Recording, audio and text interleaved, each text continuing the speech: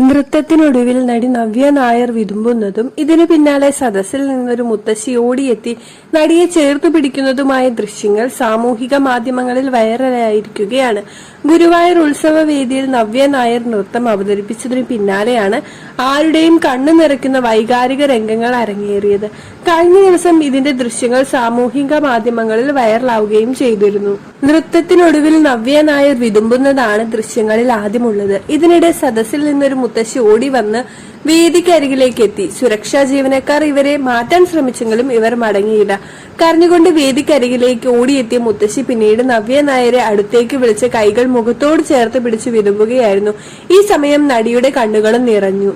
അതിവൈകാരികമായ രംഗങ്ങളാണെന്നായിരുന്നു ഈ സംഭവത്തെ സാമൂഹിക മാധ്യമങ്ങളിൽ പലരും വിശേഷിപ്പിച്ചത്. നടിമാരായ സ്വാസിക, വീണ നായർ, സോന നായർ, ഉത്തര ഉണ്ണി, ജ്യോതി കൃഷ്ണ തുടങ്ങിയവരും വീഡിയോയിൽ കമന്റ് ചെയ്തിട്ടുണ്ട്.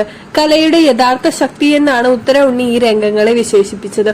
ഒരുപാട് പ്രാവശ്യം കണ്ടു, കണ്ണു നിറഞ്ഞു എന്നായിരുന്നു നടി വീണ നായർ പങ്കുവച്ച കമന്റ്. എന്തൊരു ആത്മീയ അനുഭൂതിയാണെന്നാണ് നടി സ്വാസിക കമന്റ് ചെയ്തത്. വീഡിയോ ഇഷ്ടപ്പെട്ടു കഴിഞ്ഞാൽ എല്ലാവരും സപ്പോർട്ട് ചെയ്യുക.